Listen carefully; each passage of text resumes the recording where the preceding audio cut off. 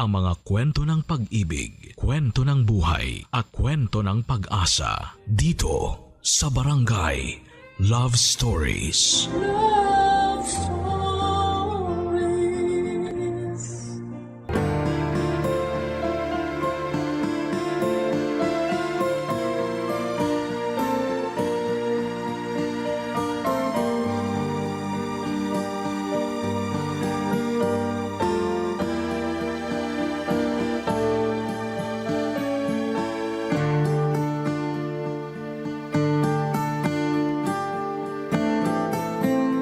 Gaano man kahaba ang pasensya ng isang tao, huwag pa rin natin itong sasagarin.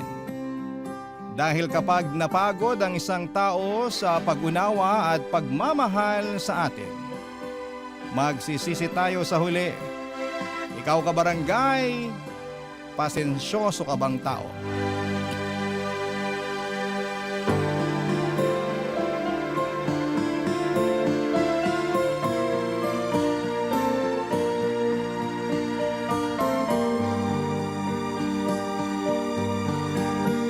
Dear Papa Dudut, lahat naman siguro tayo ay dumaan sa pagiging tanga sa pag-ibig, hindi po ba?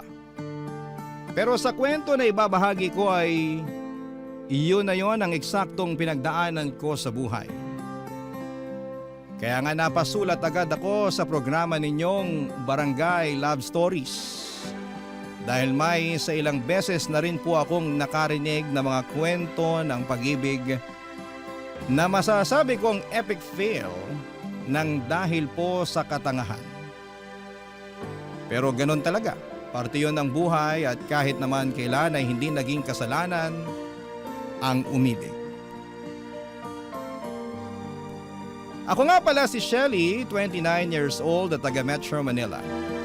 Hindi ko na lamang sasabihin kung saan eksakto at meron akong isang anak na binubuhay ko sa pamamagitan ng pag-online selling. Bago pa lamang ako sa trabahong ito, magdadalawang taon pa lamang ako rito, pero kumikita naman ng disente at nasusubaybayan ko pa ang paglaki ng aking anak. Importante para sa nanay na katulad ko na matutukan ang anak ko dahil mahal na mahal ko siya. Dalawa na lamang kasi kami sa buhay pero noong mga panahon na yon ay meron pa namang siyang tatay. Ang dati kong kinakasama na nagngangalang Junior Papa Dudut.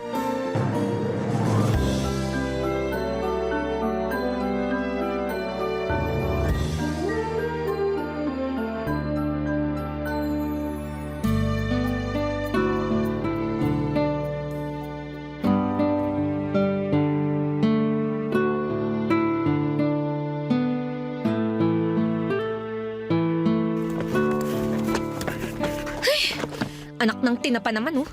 Napakasalaula talaga ng lalaking yun. Junior! Junior, halika nga rito! Halika nga, dali! Ano ba yun, Shelly? Kita mong nasa CR pa yung tao eh. Storbo ka naman eh. Kanina ka pa nasa CR, ah. Huwag mong sabihing nakatulog ka na doon. Para naman tanga eh. Siyempre, tawag ng kalikasan. Ano pa bang gagawin ko sa CR, Aber? Tawag ng kalikasan, kalahating oras ka na doon. Ay, nako. Bakit mo ba kasi ako tinawag? Makasigaw ka sa pangalan ko. Akala ko na paano ka na dyan eh. Paano ko hindi mapapasigaw? Sige nga. Tingnan mo tong baunan mo. Inaamag na rito sa bag mo, oh. Oh, grabe ka naman sa inaamag. O bakit, hindi ba? Tingnan mo ngang maigi. Kulang na lang tubuan na ng ugat tong mga amag dito sa baunan eh. Ilang araw na ba to rito, ha? Ni hindi mo man lang mailabas para hugasan. Napakasalaula mo talaga. Para yan lang eh. Sa nakalimutan ko, magagawa ko. Sa katrabaho mo yan bilang babae, di ba? Dapat ikaw na yung kumukuha at naglalabas ng baunan ko sa bag eh, para ikaw Naririnig mo ba yung sinasabi mo? Oo, naririnig ko. Bakit ka ba kasi sumisigaw? Tanong-tanong ka pa nakakapikon ka. Simpleng bagay lang iaasa mo pa talaga sa akin. Bakit? Imbalido ka ba, ha? Wala ka bang mga kamay? Meron naman, di ba? Nakakalimutan ko nga kasi. Hindi katwiran yon, Junior. Tsaka ang dami-dami mo na kayang nakakalimutan. Hindi lang naman itong baunan mo. Pati mga marurumi mong damit na kung saan-saan mo iniiwan. Ano? Nakalimutan mo rin damputin para ilagay sa labahan? Ganun na nga. Sige. Sa susunod, makikita mo na yung mga damit mo sa basurahan. Oy, wag naman ganun, Shelly. Anong wag ganun, Shelly? Ganun yon. Kasi, Iisipin ko na ayaw mo na sa mga damit na yon kasi iniwan mo lang kung saan-saan. Kaya itatapon ko na. Bakit ko pa mapahihirapan ng sarili ko na paulit-ulit kang paalalahanan ng napakasimpleng bagay na yon? Sa makakalimutin ka kamo di ba? O di ganun na lang para mas madali. Para ka namang ewan eh. Ako pa talaga ngayon ng parang ewan? O sino pa ba? Alam ka namang ako o yung anak natin. Dinami mo pa talaga rito yung anak natin na walang muwang, no? Kasi naman. Kasi naman mukha mo dyan. Ay, Junior naman. Kailan ka ba magiging responsable? Alam ko naman na ako yung babae sa pamamahay na to. Pero napapagod na din ako. Baka akala mo madali lang yung trabaho namin bilang nanay at may bahay, ha? Sinasabi ko sa'yo na hindi. Kaya sana, tulungan mo naman ako. Please lang. Please lang, huwag ka nang magpasaway. Daig mo pa yung anak natin sa pagiging isip bata Papadudot rider si Junior ng isang online selling app na palagi nagdi-deliver sa bahay namin.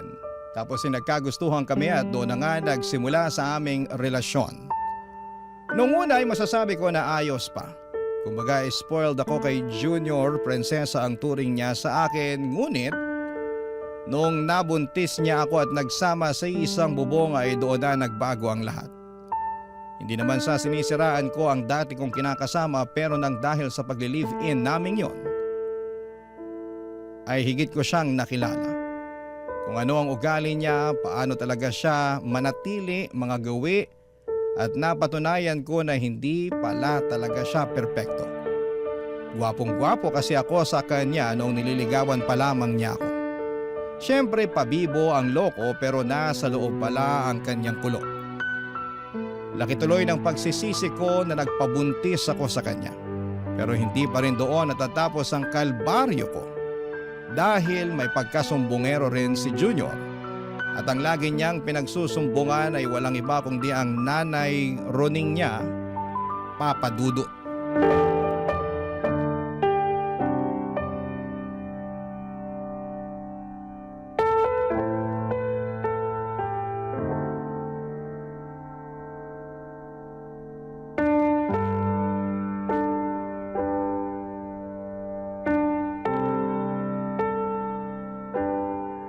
Nako, singilan na naman pala ng renta ng bahay. Kasya pa kaya itong natira sa pera namin? Wala pa pala kaming pambili ng bigas at gatas ni baby. Paano kaya to? Tapos… Shelly! Shelly! Buksan mo tong pinto! Shelly! Shelly! Nako, ano na naman kayang ginagawa ng magaling na nanay ni Junior dito? Shelly! Ano ba? Shelly, buksan mo tong pinto! Alam kong nandiyan ka! Ay, huwag mo akong pagtaguan, babae ka! Andyan na po, Nay! Buti naman pinagbuksan mo na ako ng pinto, ano? Akala ko aabutin ka pa ng siyam-siyam eh. Magandang umaga rin po, Nay. Walang maganda sa umaga, ha, Shelly? Ikaw talaga na babae ka, no? Akala mo kung sino ka umasta eh. Namumuro ka na talaga sa akin. Bakit na naman po? Ano pong ginawa ko sa inyo? Sa akin, wala. Pero nagsumbong lang naman sa akin ang pinakamamahal kong si Junior na inaway mo na naman daw siya. Dami mo raw sinabi sa kanya. Tinawag mo siyang tamad at salaula. Pati ba naman po yun? Sinumbong pa talaga niya sa inyo. O kanino pa ba magsusumbong ang anak ko? Sa akin lang naman kasi akong nanay niya, hindi ba? Alam ko naman po yun, pero… Peruhin mo mukha mo. Ano? Hindi mo ba ako papapasukin? Dito mo na lang ako sa labas kakausapin, ganon. Kahit kailan talaga napakabastos mong babae ka. Pasensya na, Nay. Hindi ko na kayo naalok na pumasok sa loob eh. Kayo kasi, tuloy-tuloy salita nyo. Pasok na po kayo. At baka mapagkamalan pa tayo ng kapitbahay na nag-aaway. Pabayaan mo sila na pagkamalan tayo para malaman nila kung gaano ka kasamang kinakasama. Paano na naman po ako naging masama? Inaapi-api mo lang naman yung anak ko. Hoy, Shelly, kaisa-isang anak namin na lalaki si Junior. Dala-dala niyang ngalan ng namayapa kong asawa. Pinalaki namin siya ng maayos, inalagaan ng husto. Ni ayaw ko ngang padapuan sa lamok nung sanggol pa yan eh. Tapos gaganyanin mo lang rito sa pamamahay niyo. Wala po akong ginawang masama kay Junior. Tsaka tama lang naman yung mga sinabi ko sa kanya. Dahil yun naman talaga ang ginagawa niya rito sa bahay namin. Kaya nga ikaw ang babae eh. Dapat ikaw ang pumuno sa pagkukulang ng anak ko. Hindi yung isusumbat mo sa kanya yung mga bagay na yon. Di po ba dapat tulungan kami? Hindi pa ba sapat na nagtatrabaho ang anak ko sa labas? Bakit pagdating dito sa bahay niyo, gusto mo siya pang pagtrabahuin? Eh kung tutusin, gawain mo na lahat yan. Di mo na dapat iaasa sa kanya. Ay, kawawa naman sa'yo yung anak kong yun. Buti na lang talaga hindi kayo kasal. Dahil kung makamando ka sa kanya, akala mo yata mag-asawa na kayo no? Hoy, Shelly, baka nakakalimutan mo kung saan ka dapat lumugar. Ayus-ayusin mo lang talaga. Papa Dudut, grabe po ang dinanas ko sa kamay ng nanay ni Junior. Naiyak na lamang tuloy ako at nagdamdam dahil sa mga paratang niya at pang-iinsulto sa akin. Doon ko napagtanto na napaka-OA ng damuhong Junior na yon sa mga pinagsasabi niya sa nanay niya. Dahil nagawa niya pa talagang mag-imbento para lalo akong mapasama sa mga magulang niya. Kung tutusin ay hindi yun ang unang beses na nagsumbong siya sa nanay niya. Pero yun ang unang beses na sinugod ako ni Nanay Roning na galit na tipong kita ko na ang ngala-ngala sa kakangalngal niya sa akin. At kahit na anong pangangatuwiran ko ay hindi niya pinakikinggan dahil para sa kanya ay kinawawa ko raw ang pinakamamahal niyang anak. Samantalang kabaligtaran noon ang nangyari dahil ako ang mas kinawawa ng kanyang Junior. Papa Dudut. Barangay Love Stories. Barangay Love Stories. Papa Dudut, noong pinagbuntis ko ang baby namin ay kinailangan kong umalis sa pinapasukan kong call center dahil masela ng pagbubuntis ko. At dahil priority ko ang aming baby ay nagpaubaya ako. Sinabi naman din sa akin ni Junior na siya na ang bahala sa lahat ng gastusin ganito ganyan. Oo, naniwala ako pero noong nanganak na ako ay doon na nagsimula ang mga reklamo ko sa aking kinakasama. Hindi niya kasi matagalan ang pag-aalaga sa anak namin. Kesyo maingay dahil palaiyak, natural sanggol yun. Gusto ko sana siyang supalpalin ng tanong na hindi ba siya dumaan sa pagkabata kaso'y hindi ko na sinabi dahil baka maging mitsa lamang yon ng mainit-init naming pagtatalo. Tsinaga ko na lamang ang ginagawa ni Junior at umasa na magbabago siya. Nang tumungtong na sa 2 taon ang anak namin, buong akala ko ay magiging responsableng tatay na si Junior pero lalo lamang siyang naging pabaya, Papa Dudut.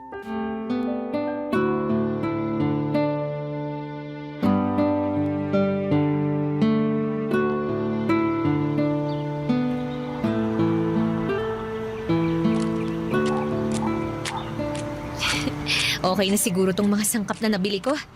Makakagawa na ako ng masarap na tinolang manok na maraming sayote. Ay, sandali lang ito ha. Pusta ko na lahat ng pera ko. Dapat manalo na ako, kanina pa ako inaalat bad trip na Hoy, Junior! Shelly! Anong ginagawa mo rito? Di ba nasa palengke ka? Oo, pero pauwi na ako. At ikaw, anong ginagawa mo rito? Nagsusugal ka ba, ha? Ha? Hindi Anong hindi? Eh bakit may hawak kang baraha? At ano yung narinig ko kamo na ipupusta mo na lahat ng pera mo? Hoy! Hindi ako bingi para sabihin ko sa'yo! Nagkakasiyahan lang naman kami. Wala lang yun. Anong wala? Teka, nasa na yung anak natin? Junior, nasan yung anak natin? Ha? Asan sabi yung anak natin Nandyan lang yun. Teka, nasaan na ba yung batang yun? Ayun Diyos ko, Junior! Puntahan mo nga yung anak natin! Baka masagasaan dun sa kalye! Oo, sige. Teka, pupuntahan ko na. Anak naman Sabi ko sa tabi lang kita, di ba? Pwisit ka! Napakababaya mo talagang lalaki ka! Aray ko na ba, Shelly? Bakit mo ako binatukan? Tatanong-tanong ka pa talaga? Eh pinabayaan mo lang naman yung anak natin na gumala-gala sa kalye! Paano kung nasagasaan yan? Sige nga! Nagulungan ng truck, ng bus, ng jeep o ng pison! Paano kung inaway yan ng ibang bata? O di kaya nakidnap? Eh di wala na to yung anak! Bobo ka talaga!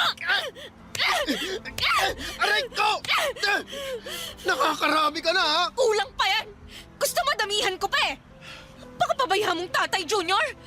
Sandali ko lang iniwan sa'yo yung anak natin kasi namalengke ako ng pananghalian natin. Pero pinabayaan mo na! Uy mo naman! Wala namang nangyari sa anak natin ah. O kita mo buong buo pa. Wala ngang galos eh. Eh kung mukha mo kaya galusan ko, no? Ha? Tsaka tingnan mo nga yung itsura ng anak natin. Walang tsinelas, walang salawal, tulo sipon. Yung totoo, wala bang magulang ang batang to? Grabe, ewan ko talaga sa'yo. Kahit kailan hindi ka maaasahan. Hoy, pwede bang kumalma ka ha? Pinagtitinginan na tayo ng mga tao. Eksena ka rin talaga eh. Eksena talaga ako kasi nakakabwisit ka. Tsaka ayaw mo nun. Sikat ka na sa kanila. Alam na nila kung gaano ka ka-irresponsableng ama. Papadudot, hindi ko mawari kung nasa talampakan ba ang utak ng kinakasama ko o nasa puwet. Dahil masyado siyang kampante sa paggala-gala sa kalye na madungis ng anak namin. Grabe. Saglit lamang akong nawala pero pinabayaan na niya ng tuluyan ng aming anak. Marami akong takot sa posibleng kahinatnan ng anak namin pero pinagsawalang bahala lamang ni Junior. Tinawag pa niya akong OA, hindi ba? Ewan, pero parang kulang-kulang yung kinakasama kong yon. Hindi ko na siya maintindihan at napatanong tuloy ako kung ako bang may problema o sadyang tumanda lamang ng paurong si Junior. Grabe. Ang sakit sa bangs na para bang gusto ko na siyang kutusan ng 1,000,000 beses para lamang maitatak sa kokote niya na alagaan at bantayan ng maayos ang anak namin. Kaya lang ay hindi talaga uso ang pagbabago sa kinakasama ko at sa bawat araw na lang na ginawa ng Diyos ay mas lalo pa siyang lumalala, Papa Dudut.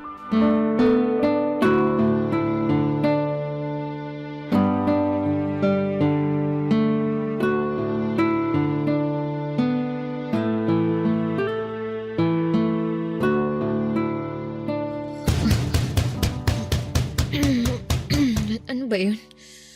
Bakit ang ingay naman? Shelly! Shelly, papasukin mo na ako! Kanina pa ako pinapapak ng lamok dito, ano ba? Pag di mo ako pinapasok, hawa sa akin ko tong pinto! Isa! Dalawa! Puwisit talaga kahit kailan. Andyan na! Pag muwawa sa akin ang pinto, kung di mukha muwawa sa akin ko! Tatlo! Ayaw mo talagang buksan, ha? Sige, ako na lang magbubukas! Ay! Tinamaan ka na naman ng lintik na lalaki ka! Aray! Aray ko, sakit! Bakit mo ba kasi hinahalikan yung sahig? Tumayo ka nga dyan! Teka, lasing ka ba? Lasing ka, no? Hindi nakainom lang ako. Inabot ka na ng madaling araw. Nasa inuman ka lang palang damuho ka. Alam mo ba na kanina pa ako nag-aalala sa'yo? Hindi ka nagre-reply sa chat ko. Sinisin mo lang ako. Ayaw mo rin sagutin yung tawag ko. Sensya na. Napasarap na kami nun eh. Saka ikaw naman, masyado kang istorbo kasi. At ako ba talaga ang istorbo? Isa nag-aalala lang yung tao. Wala ka naman dapat ipaglala. Ito nga, ayos lang ako. Nagkaayayaan lang talaga kaming uminom kanina kasi birthday ng tropa namin. Sorry, di ko nasabi eh. Biglaan kasi. Saka teka, bakit ba galit ka? Ako na nga ang dapat galit dito. At bakit naman, ha? Kasi nakakarami ka na ng pagalit eh. Dapat ako naman yung magalit para malaman naman na ako pa rin ang bata sa pamamahay na to. Ako pa rin ang lalaki, no? Ako pa rin ang padre de pamilya rito, kaya ako pa rin ang masusunod. Tabi ka nga dyan! Papasok ako! Ano ka ba, Junior? Saan ka pupunta? Bakit mo binabasag ang mga pinagpaso natin? Alam mo, sumusobra ka na, Shelly. Uy-peya mo ako para di mo ako kinakasama. Nagtatawa na tuloy ako ng mga barkada ko. Sabi nila, para raw ako di lalaki kasi mas maangas ka pa raw kaysa sa akin eh. Under desire raw ako. Sunod-sunuran daw ako sa'yo. Kaya galit ako! Galit ako! Tumigil ka na, Junior! Pag wala na tayo magamit na plato pag binasag mo lahat yan! Di ayos lang. Sa dahon ng saging na lang tayo kumain. Baka siraulo mo talaga! Siraulo na ako, siraulo. Pero simula sa araw na to, ako na masusunod sa pamamahay na to. Hindi ikaw! Hindi yung anak natin! Kundi ako! Ako lang! Ah, ganon! Teka! Makikita mong hinahanap mo! Namumuro ka na sa aking lintik eh! Akala mo yata sasantuhin kita, ha? Oy! Anong ginagawa mo, Shelly, ha? Bakit mo... Oy, anong hinahanap mo dyan sa mga drawer? Eto, nahanap ko na! Ano? Sige! Manira ka pa! Basagin mo pa lahat ng pwede mong basagin! Tingnan natin kung di ko to iduldul sa pagmumukha mo! Ano yan, ha? Taser gun ba yan? Oo! Bitawan mo yan, Shelly. Ayoko nga! Ano? Ano? Halika rito! Matapang ka, ha? Halika, dali! Papa Dudut, laruang taser lang naman yon ng anak namin pero akala yata ni Junior totoo yon. Kaya naman pinanindigan ko na lamang at ginalingan ang pananakot sa kanya hanggang lumabas siya ng bahay. Pagkatapos ay pinagsarhan ko siya ng pintuan at doon pinatulog sa labas hanggang mawala ang amats niya. Alas 6 ko na yata siya ng umaga pinagbuksan ng pintuan at naawa naman ako dahil namumutakte ng pantal mula sa kagat ng lamok ang muka at braso niya. Nakayakap din siya sa sarili dahil nilalamig. Pero in fairness sa kanya, tulog mantika pa rin ang damuho kong kinakasama. Sinipa ko ng ilang beses si Junior para magising at noong dumilat ang kanyang mga mata, ay agad na nanlaki yon sa takot nang makita niya ako. Naalala niya siguro ang nangyaring away namin. Akala niya yata ay sasantuhin ko siya. Agad ko siyang sinenyasan na pumasok na sa loob, bagay na ginawa naman niya. Sinabihan ko siyang kumain ng pagkain na hinanda ko sa mesa at nagmamadali naman niyang sinunggaban yon. Gutom na gutom ang damuho na parang hindi pinakain ng 1 taon. Habang pinagmamasdan ko si Junior, nakaramdam ako ng awa sa kanya ngunit agad yung napalitan ng matinding galit sa tuwing naaalala ko ang mga atraso niya sa amin ng anak niya, Papa Dudut. Barangay Love Stories. Barangay Love Stories. Papa Dudut, sa hindi ko na mabilang na pagkakataon ay muli kong kinausap ng masinsina ng kinakasama ko tungkol sa mga hinaing ko sa buhay namin na pwede naman sanang maiwasan basta magtino lamang siya. Humingi naman siya sa akin ng despensa at nangako na magiging mabuting provider sa amin ang anak niya. Umasa ako na hindi ko na nga mabilang kung ilang beses kong ginawa. Pero binigo pa rin ako ni Junior, Papa Dudut. Nagsimula na siyang magkulang sa ibinibigay niya sa amin ng anak niya. At hindi lang maliit ang kulang dahil sobrang laki po noon. Siyempre pinaamin ko siya kung saan napupunta ang pera na nawawala mula sa kinikita niya. Doon ko na nga nalaman na lulong na pala sa sugal ang kinakasama ko at isang damukal na rin ang utang niya sa mga lending apps at sa ibang mga tao. Dahil sa kalamang yon ay naggalit ako at nag-away na naman kami ni Junior. Sa sama ng loob ko ay pinalayas ko siya sa inuupahan namin.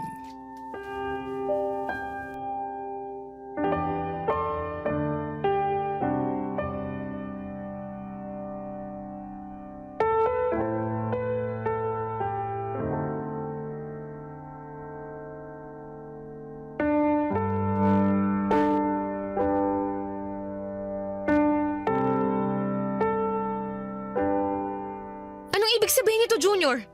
Bakit andito kayo ng nanay mo sa bahay? Ano pa nga ba? Di sinumbong kita sa nanay ko na pinalayas mo ko rito.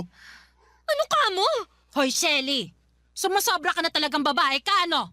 Noong nakaraan, pinatulog mo raw sa labas nitong inuupahan niyo yung anak ko? Pinapakpa nga raw siya ng lamok. Paano na lang kung na-dengue ang junior namin? Tapos ngayon naman malalaman ko pinalayas mo siya. Yan, sige nay. Pagalitan niyo po yan. O talagang sinulsulan mo pa ang nanay mo, ha? Ako ang kausapin mo, Shelly. Kanina pa ako salita ng salita rito. Nay, sinabi na po ba sa inyo ni Junior ang dahilan kung bakit ko nagawa sa kanya ang mga bagay na yon? Anong dahilan?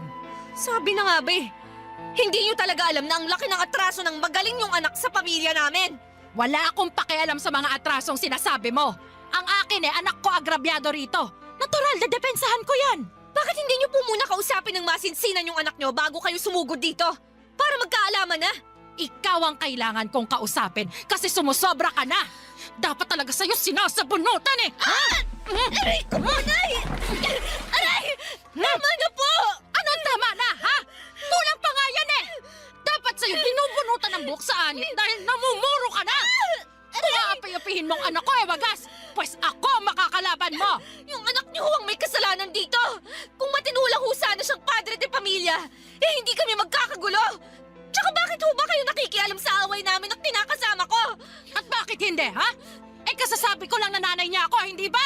Alam mo, ikaw, panasagot ka talaga eh, ha?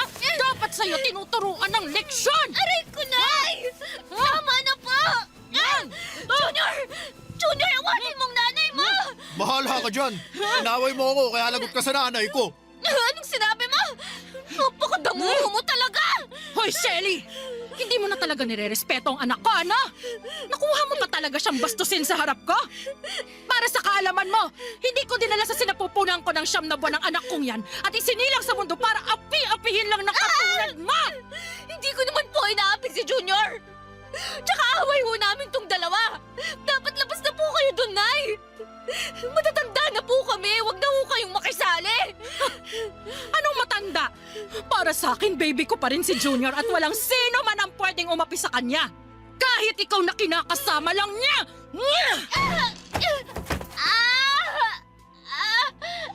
Sa susunod na awayin mo pang anak ko, hindi lang sa bunot ang aabutin mo, Shelly. Huhubaran kita't kakalad ka rin sa kalsada. Sisiguraduhin kong mapapahiya ka sa buong barangay. Tandaan mo yan! Papa Dudut! Ni sa hinagap ay hindi ko akalain na pagtutulungan ako ng mag-ina. Parang sa mga teleserye ko lamang napapanood ang mga ganong klase ng mga eksena. Dahil sa nangyari ay nasaktan po ako. Hindi ko akalain na ang away namin ang kinakasama ko ay makakarating sa nanay niyang basag gulera. Lalo ko lang tuloy na patunayan kung gaano kasumbungero si Junior. Kaya nga simula noon ay iniwasan ko na muna na mag-away kami. Hindi ko rin kinausap si Junior dahil na-stress lang talaga ako. Buong akala ko ay magiging tahimik na ang buhay ko kapag ginawa ko yun, pero nagkaroon na naman ang kasalanan si Junior matapos kong matuklasan na nambabae siya. Muling nabuhay ang galit ko sa aking kinakasama dahil sobra-sobra na ang ginawa niya sa akin. Ni hindi na niya ako nirespeto bilang babae at nanay ng kanyang anak. Kaya upang makaganti ay hinuli ko sa akto si Junior at ang kalandian niyang babae na tindera ng fishball at merienda sa hapon na nasa tapat ng bahay namin. At iniskandalo ko silang dalawa hanggang sa mapahiya po sila. As usual, nakarating yon sa kalaman ng magaling niyang nanay, Papa Dudut.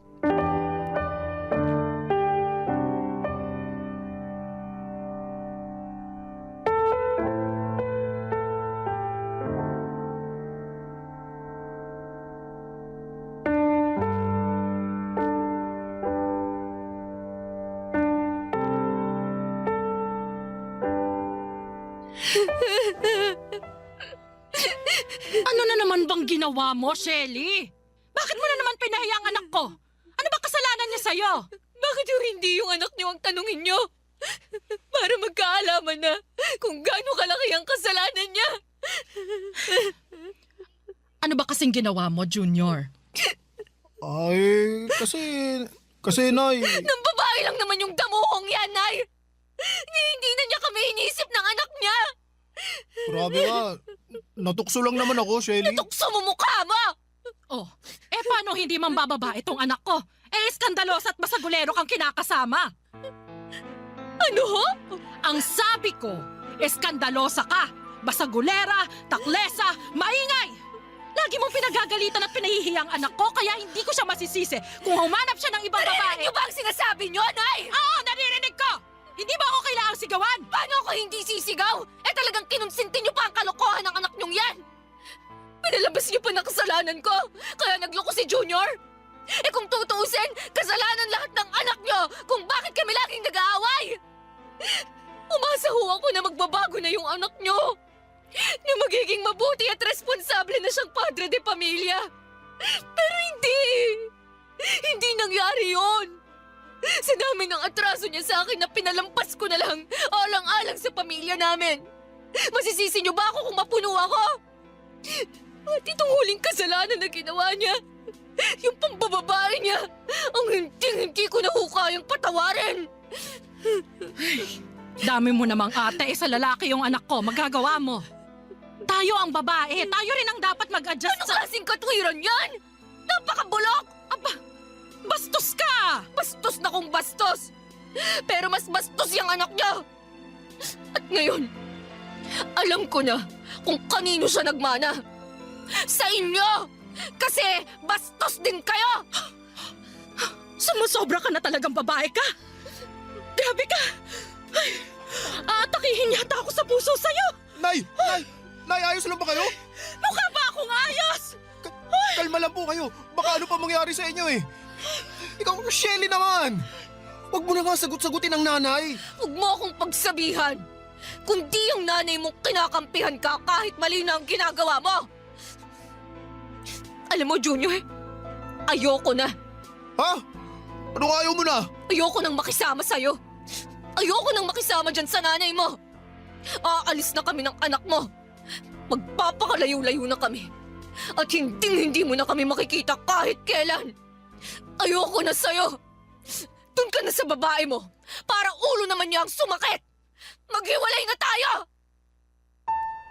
Papadudot, nag-alsabalutan ako ng mga damit at gamit namin ng anak ko at hindi nagpapigil kay Junior sa pag-alis sa inuupahan naming apartment.